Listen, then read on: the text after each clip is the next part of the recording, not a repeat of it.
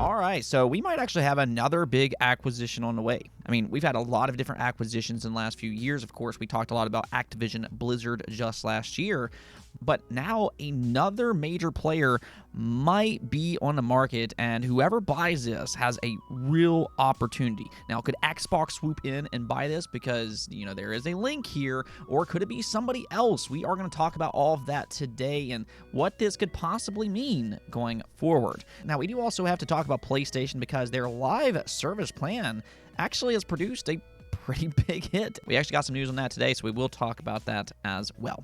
But yes, let's go and talk about this possible acquisition, and this is for Pocket Pair, the creators of Palworld.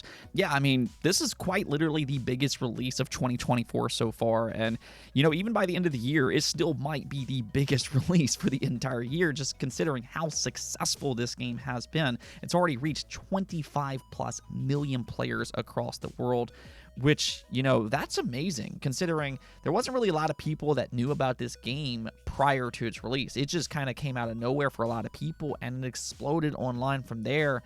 And that's where this story gets really interesting, because obviously this game is a massive success, and you can tell that it has a promising future ahead with the right amount of support. You can easily see this being a successful live service game for years to come if they have the right support behind them. And, well, Pocket Pair, in an interview with Bloomberg today, did reveal that they are open to some type of partnership or even an acquisition. So if somebody is interested in the Palworld IP, if they see a future with this game going forward, somebody could now swoop in and maybe try to acquire the studio. Now, it would be interesting to see how much they would be willing to sell for. Obviously, they're making a lot of money off of Palworld. They actually revealed in the same interview that Palworld only cost them $6.7 million to make. So obviously, this studio is kind of swimming in money right now, and what that means is that the asking price for a studio acquisition is probably going to be relatively high. So with that in mind, the question really becomes, what price is reasonable?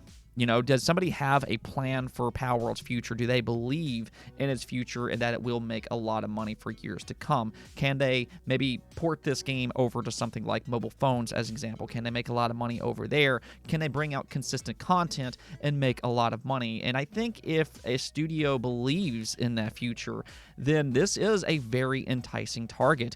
In fact, I believe we can actually look at Minecraft to some extent as an example here. That was a game that Microsoft acquired for $2.5 billion.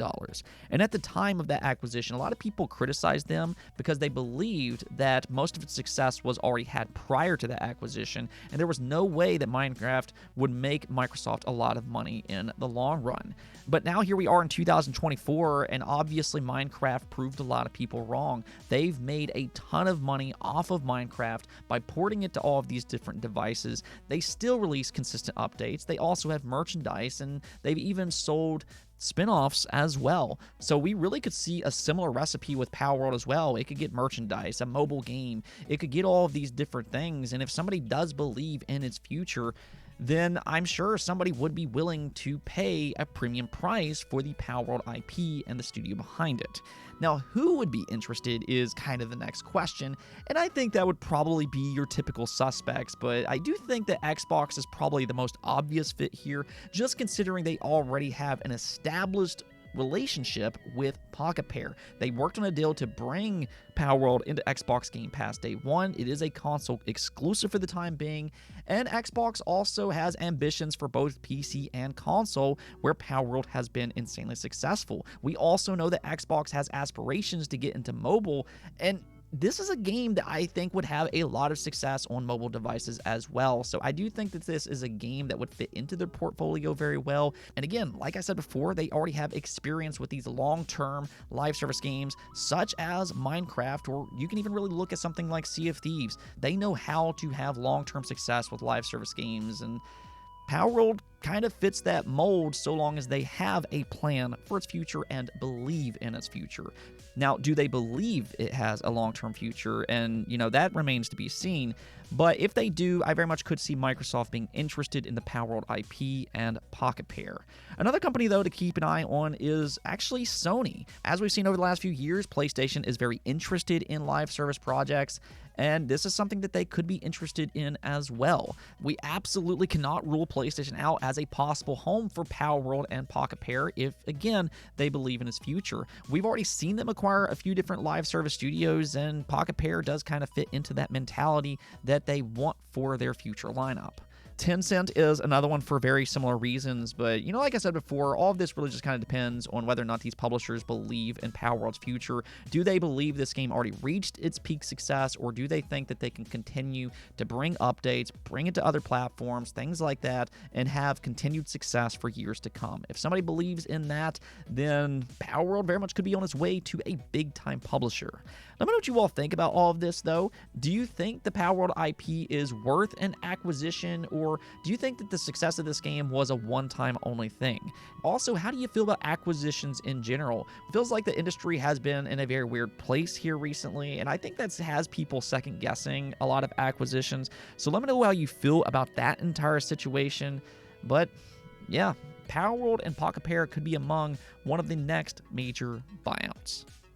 Now, speaking of live service games and surprise hits, let's go and talk about Helldivers 2. This is another game that's taken the gaming world by storm, which is kind of crazy to think about. Not even Sony was really all that prepared for what was to come. It's well documented that Helldivers 2 has had some server issues since launch because they just weren't prepared for the influx of players that it would get. But just how successful is this game really? Well, according to an analyst, Helldivers 2 is estimated to have already sold 8 million copies. And what makes this even more impressive is that apparently it's still growing at a rather healthy pace on a weekly basis. Now, this is very well deserved because similar to Palworld, it just focuses on being a fun game. It's not filled with unfair microtransactions or agendas. It's just a fun game to jump into, especially if you have a friend to play with cooperatively. It challenges you to work as a team, and it also is unique enough that players are drawn to it.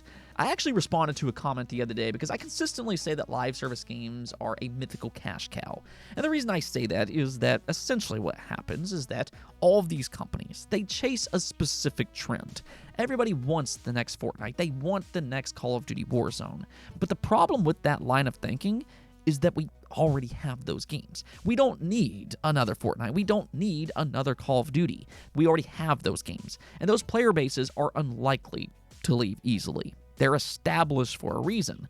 But what we do need is games that can do something different. And that is what we have seen over the years, is that these games that does offer something a little bit different can have success. Games like Sea of Thieves, we don't have another game quite like that. Games like Rocket League, Fall Guys, Rainbow Six Siege, and even something like Overwatch. One of the reasons that these games have found success is because they're not just simply chasing a trend, they're setting them. What they all have in common is that, yes, they are live service games, but that's pretty much about it. They're still all very different when it comes to their gameplay. They're not all battle royales where you shoot each other until the last one is standing. They do something different, and they're also fun concepts. And that's something that we kind of see with Helldivers 2. It's different enough, and it's just a lot of fun to play.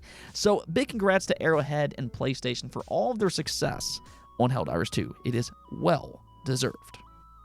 Now, interestingly, we do have an update for the PS5 as well. If you're in the market to buy a brand new PlayStation 5, which I think is actually a pretty good time to buy in. Final Fantasy VII Rebirth just launched. Again, I think that's an amazing game. And soon enough, Stellar Blade and Rise of the Ronin will be out as well. So, with all of that in mind, reportedly the PS5 will get another big discount in Europe. We can see here posted up by VGC, they said, Sony is rolling out another temporary PS5 Slim price cut in Europe. Retailers retailers have started discounting the console by $75, following PS5 Slim's first temporary price cut last month, which saw the console discounted by €75 or £70 in several countries. Spanish retailers, including Amazon and Media Market, are offering the same deal once more. Ever-reliable data miner Bill Kuhn expects the promotion to launch around March 18th in France. In Germany, retailers including GameStop reportedly plan to cut the console's price from €550 to €480 and throw in a free copy of Alone in the Dark when the game is released on March 20th. So that's a pretty enticing discount, and with various exclusives on the horizon, it might be tempting. I think my only suggestion with this, though, is that if you don't already have a PS5, and if you are interested in the PS5 Pro, that is something to maybe consider. Allegedly, Sony is targeting a late 2024 release, and while that's only a rumor for the time being, it is still something to at least consider because there is a lot of smoke behind those rumors. Nonetheless, if you don't care about the extra horsepower, which might come at a premium price tag, well, again, with this discount in Europe, it might be time to jump in to the PlayStation 5. Now, one platform that I've really enjoyed over the last couple years has been the Steam Deck. PC gaming handhelds, in a lot of ways, has really just kind of changed how I play. I love these devices personally, and I'm constantly on the hunt to find more games that will look and feel good on the Steam Deck. Well, if you're on the same boat as I am, one guide that might help you on that journey is Steam's newly released Top 100 Most Played Games on the Steam Deck. I will drop a link below if you want to check out the full list, but if you look here, you can see some of the games included. At the number one spot is, unsurprisingly, Baldur's Gate 3. Obviously, this game has been a massive success on PC, and apparently on the Steam Deck as well. As a forewarning, though, if you are interested in this game on the Steam Deck, don't go in expecting it to run perfectly on the Steam Deck. I actually made a video for the Steam Deck not all that long ago, and I actually recommended Divinity Original Sin 2 over Baldur's Gate 3 simply because it does run better on a Steam Deck, but, each to their own. If you don't mind that it won't run perfectly on the Steam Deck, then, hey, that's okay. Now, this list also includes Vampire Survivors. That is a great game. Dave the Diver is on here as well. Hogwarts Legacy, Elden Ring, Palworld, of course. We were talking about that game earlier. Cyberpunk 2077, and, if you notice something about this list, it's pretty diverse. Yeah, there's some smaller games on here like Vampire Survivors. Hades is on this list somewhere as well. But there's also some big AAA experiences as well. I mean, I was just talking about this yesterday, but the technology is obviously here. And despite some visual sacrifices, there is an audience for these AAA experiences on a handheld. I seriously do believe that PlayStation needs to explore another handheld, especially over in Japan. But regardless, if you do have a Steam Deck, I do encourage you to check out the full list. Anyways, though, that's going to be it for this episode. Again, let me hear your thoughts on the Palworld situation. But I do hope you all have a great weekend, and until next time, peace out.